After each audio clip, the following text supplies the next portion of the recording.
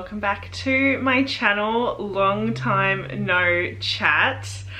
I've had my baby. Baby is here. I will get him and I will show him to you. This is baby Ellis.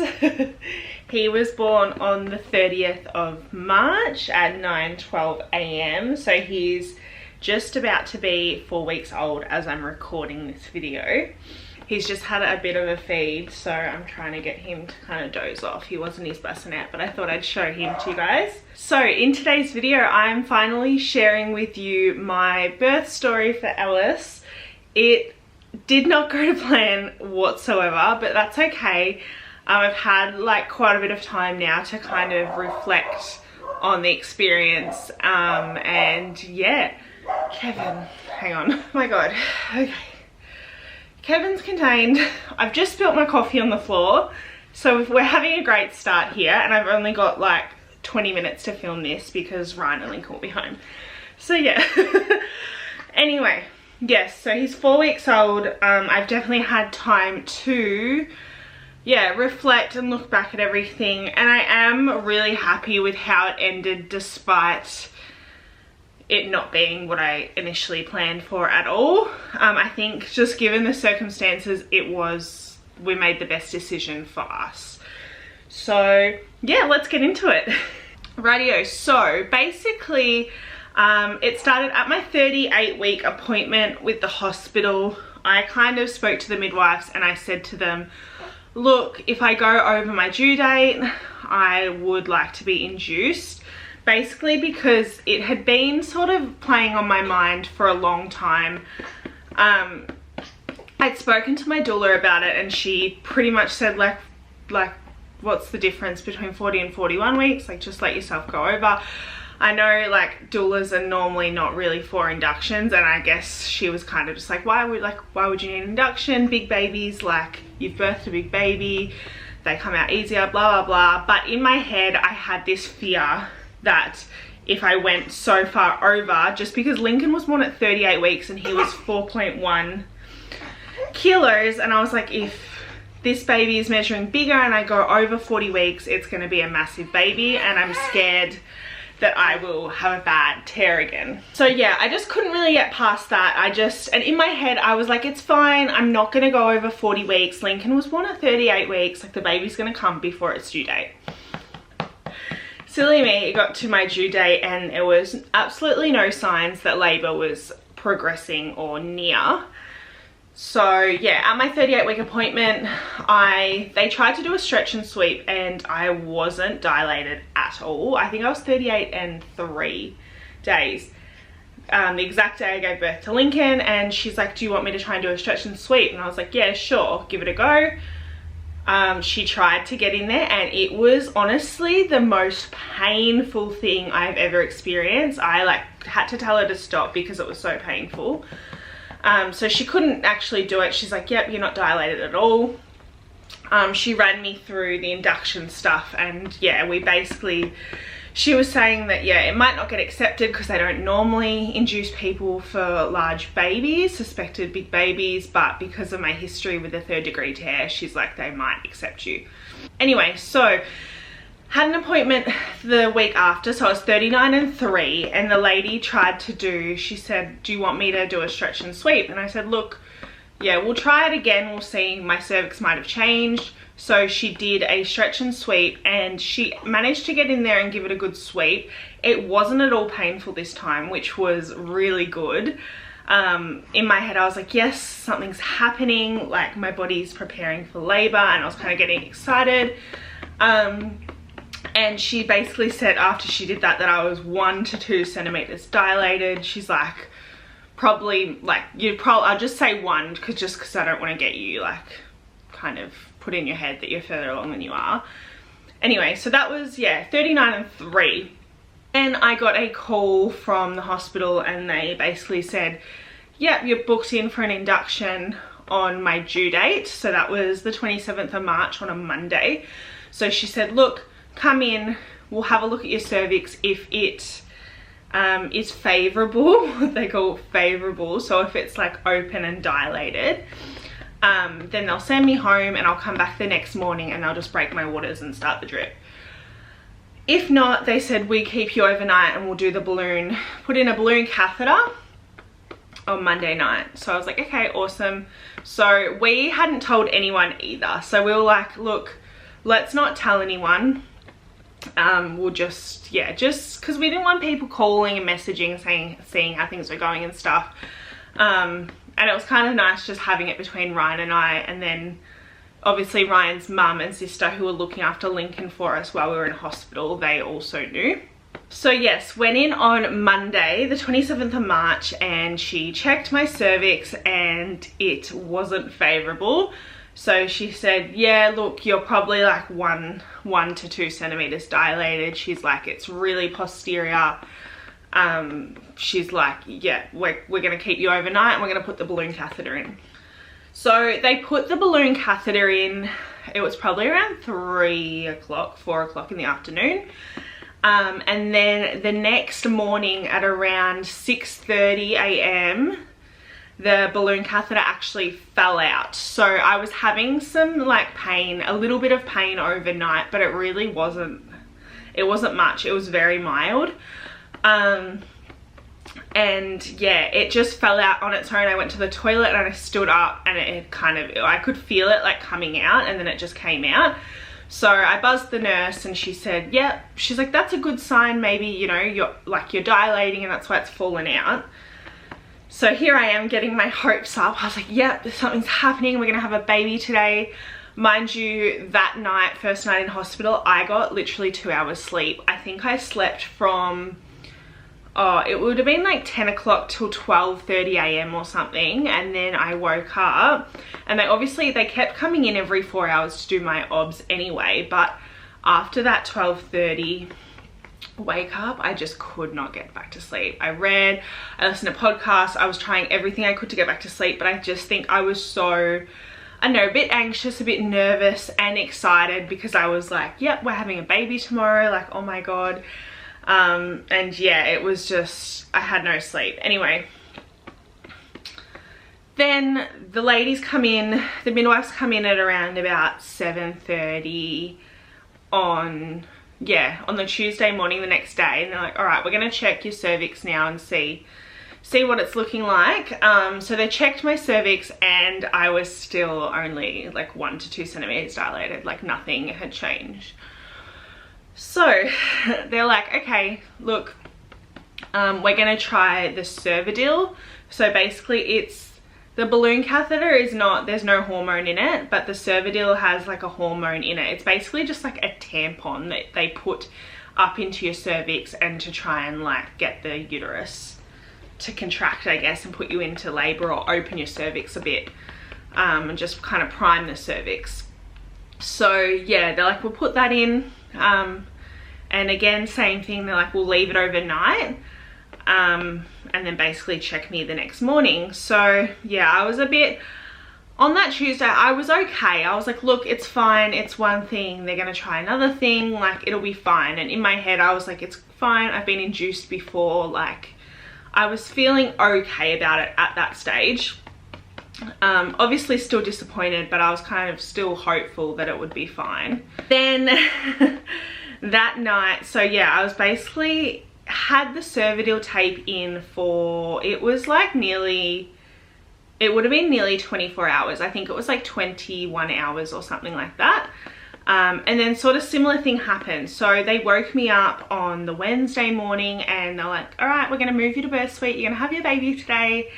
Go have a shower and then like we'll get everything set up and we'll break your waters. I was like, great. And she's like, have you had contractions? And I was like, yeah, I have had like quite a lot of pain overnight. A lot more than the night before with the balloon catheter. So that was good signs, and they'd hooked me up to the CTG and they could see that I was having contractions and I definitely could feel them. So I was like, great, look, things are happening, like today's the day. Then had my shower, and then as I was in the shower, the Cervidil tape fell out. I was like, oh, okay. And there was sort of like some mucusy, like a mucus sort of plug on it as well. And I told the nurse or midwife, and she was like, oh yeah, that's fine, like no worries. So I had my shower, got myself ready, Ryan brought me some breakfast, and then they went to check me again, and I was still about 1 centimeter dilated. Nothing had changed at all from Monday or the day before. So at this point I was pretty devastated. It had been like 2 full days in hospital and 2 pretty uncomfortable sleepless nights of me thinking, yeah, I'm gonna have my baby tomorrow, and yeah, nothing had changed. They said, it's all right, we'll get a doctor. They said, we're gonna get a doctor in to check, because the midwife, you know, sometimes if they don't have long enough fingers or whatever, they can't reach the cervix.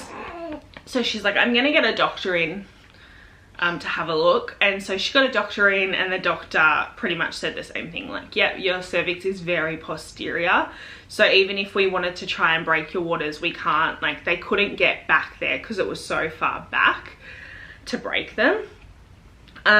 So yeah, and she tried to sort of like check me as well, and I asked for the gas because it was so uncomfortable, obviously, because my cervix wasn't ready and it wasn't open and it was so posterior. I was like, no, this is awful. So yeah, that was Wednesday morning. So then the doctor pretty much gave us the option after that. She was like, look,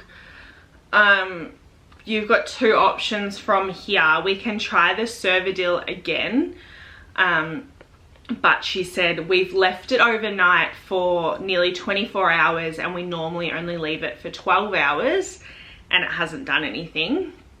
But they pretty much said, oh look, we can get a doctor to insert it, because the last 2 times with the balloon catheter and the Cervidil, a midwife did it.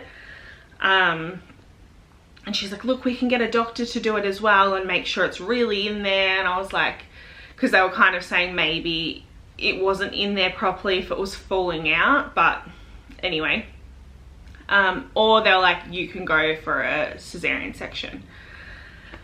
So when they told me that, pretty much just when they bring up C-section, I was like a complete mess. I really didn't want a C-section. My whole pregnancy, you know, I'd go for ultrasounds and sonographers were like, big baby, C-section. And I was like, no, I don't want a C-section. And yeah, I just pretty much broke down and I was a complete mess. And they were like, look, we're gonna give you, like, take an hour or so and have a good think about it. And then we'll come back and we can figure out what we're gonna do.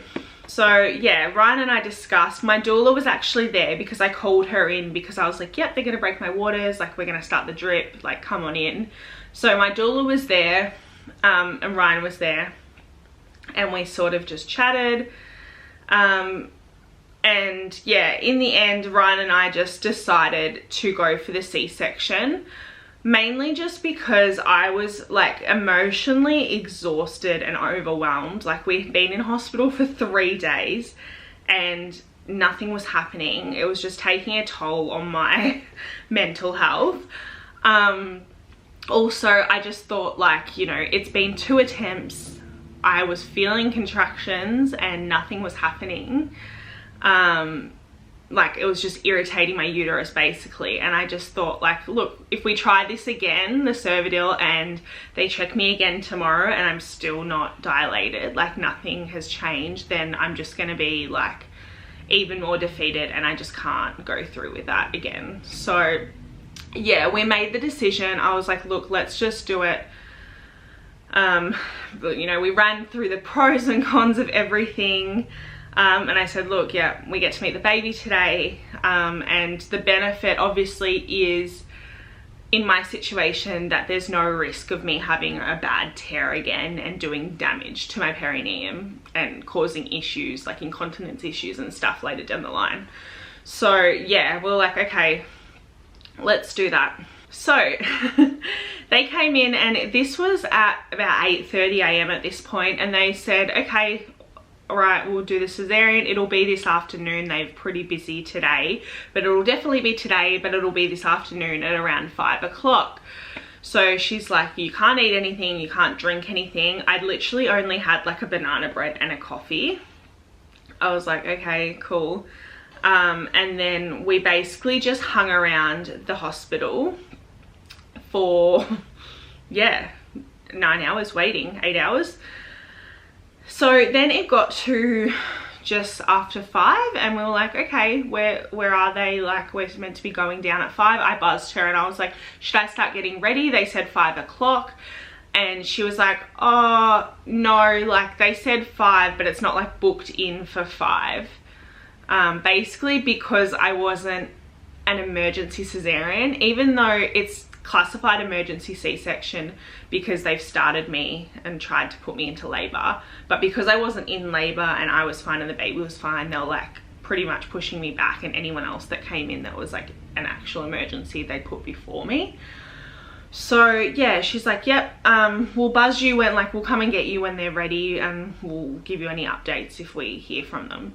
Got to like 6:30, it was like 7, and I was like, look, what's happening? And she was like, oh, we've just rang them, it's looking like 7:30 now. And I was like, okay. So meanwhile, we're literally just in this little like room, like the postnatal ward, just like literally pacing, because I like got ready. I didn't sleep because I thought 5 o'clock was gonna be the time. Anyway, gets to like 7:30, 8 o'clock, and I think it was after 8, and I buzzed them. I'm like, what's going on now? Because like it's been, they said 5, it's now nearly 8. Basically they said, yeah, like, look, someone's coming in an ambulance and they've had to tend to them first. They said, like, look, we understand you've been waiting all day. At this point, I hadn't eaten in like 12 hours. I was starving and I was exhausted and just emotionally like just over it. I just wanted to meet my baby. I also then was like, well, it's 8 o'clock now. In the public hospital, you're only allowed your partner to visit from 8 till 8. So I was like, okay, so I'm gonna go have this baby now, and then we're gonna come back and they're gonna kick Ryan out, basically, because last time with Lincoln, I had him at 9 o'clock and then had to go down to theatre to get stitched up from my 3rd degree tear. And I got back to the room at midnight, 12:30, and they kicked Ryan out and I was on my own. So yeah, all this stuff started flashing back into my head, and I was like, just like, I don't want to deal with that again. Like, I want him here, and it's also unfair on him to just like, we have the baby, he meets his baby, and then he just has to go home. Like, that's crap. Anyway, so I started like breaking down again. I was just like, so just broken down. Like, this whole, it was just the longest 3 days, I swear, of my life. And I said, look, like, he needs to be able to stay then, because this is ridiculous. Like, we've been waiting all day, we've been here for 3 days, blah, blah, blah. Told them what happened last time, and they went off and tried to ask for an exemption for him to stay. And then they came back and they were basically like, look, he can't stay. We've like voiced your concerns and like spoken to the head of whatever.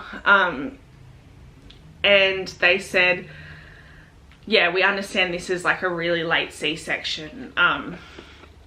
So we'll give you the option. You can either go for it at 10:30 tonight, or you can go, there's a slot second thing in the morning, but we'll try to get you in the first session, which will be around 7 o'clock or 8 o'clock or something. And so yeah, I looked at Ryan and I was like, let's do it tomorrow, because like, I'm exhausted, 2, I'm starving. I don't think I can fast for another 2+ hours. And then 3, if I have the baby tonight, it's going to be, by the time we get back to the room, it's going to be so late. I'm going to be exhausted, and then I'm going to have to feed this baby all night, and it's just, nah. I said, let's do it tomorrow, then that way Ryan can stay all day till 8 o'clock and we can really just have that nice quality time after he was born.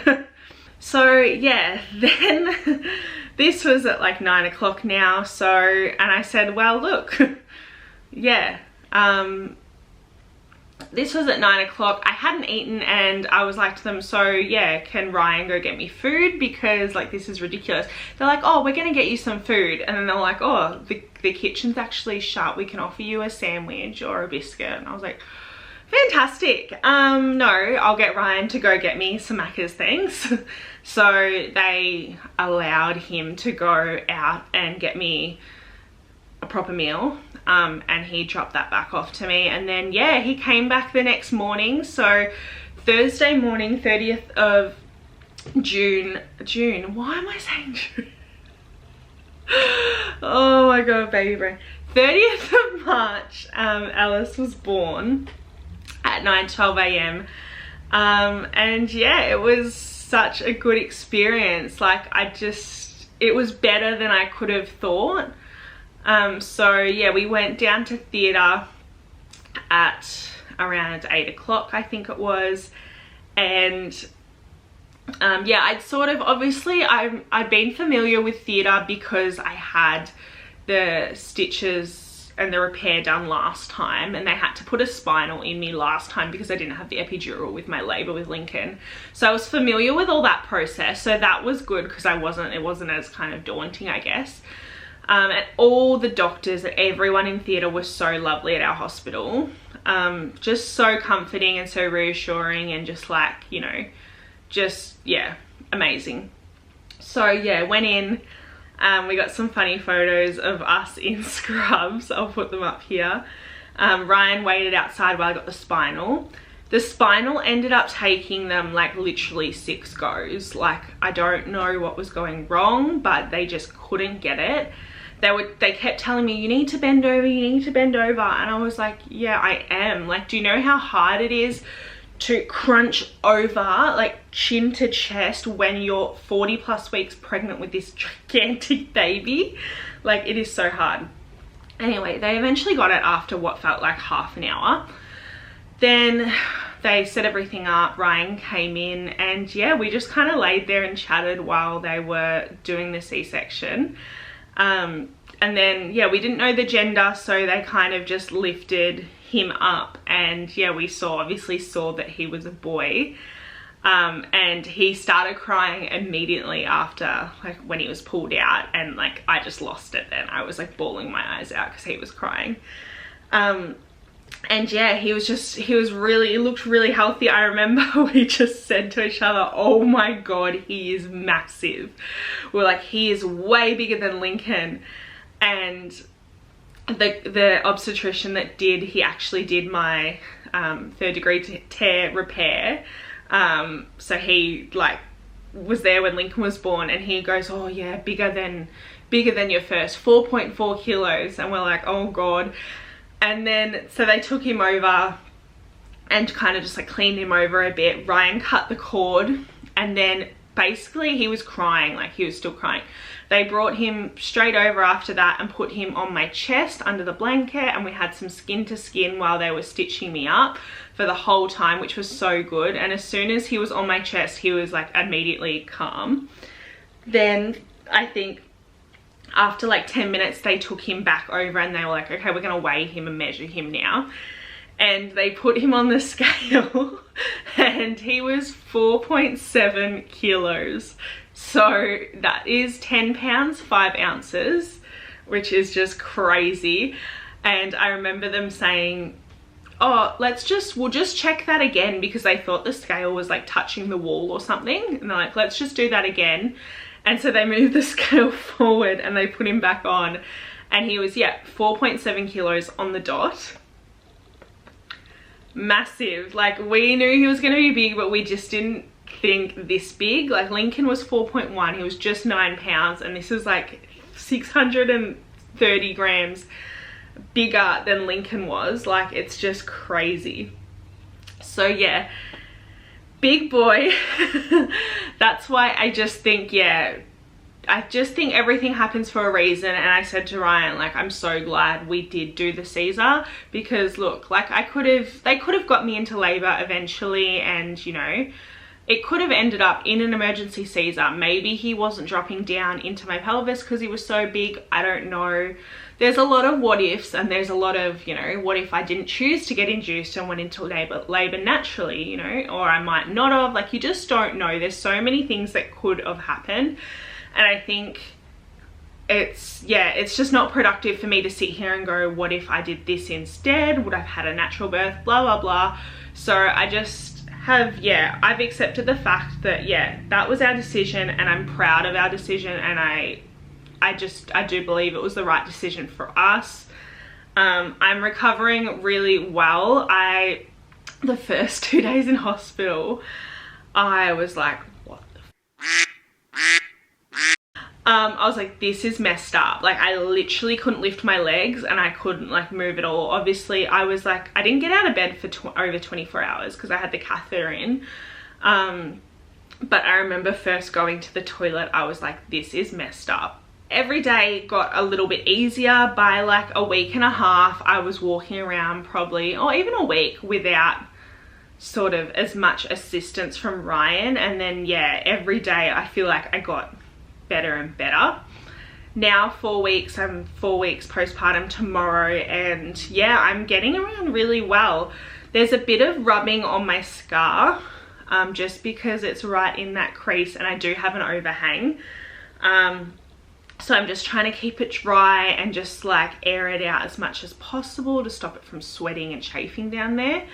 But yeah, physically I feel really, really good. Super grateful that he's here and we're both doing really well and healthy. I feel like I have been talking for so long now, so I'm gonna end this video here. I hope you guys enjoyed my birth story for baby number 2, baby Alice, and yeah, we'll see you in our next video. Bye.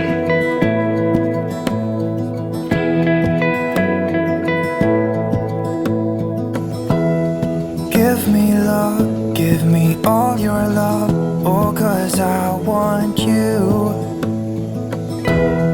No one else makes me feel this way, don't know what you do. Hold my hand, could you hold my hand, look me in the eyes. You and me, yeah, that's all I need, and I'll be alright. I'll be right here, I swear that I'll stay here with you. Hold me closer, I wanna stay here with you. All that we have